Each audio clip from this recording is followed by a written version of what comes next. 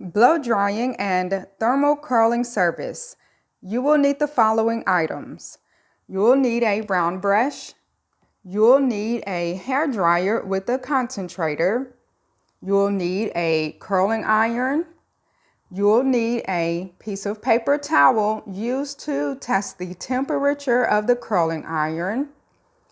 You will need either an all-purpose comb or a tail comb used to protect the scalp during your on-base and off-base curl demonstration. You will need clippies.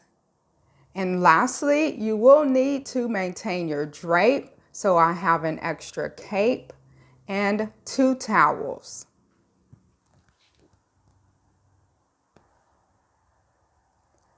That concludes the items needed for the blow drying and thermal curling service.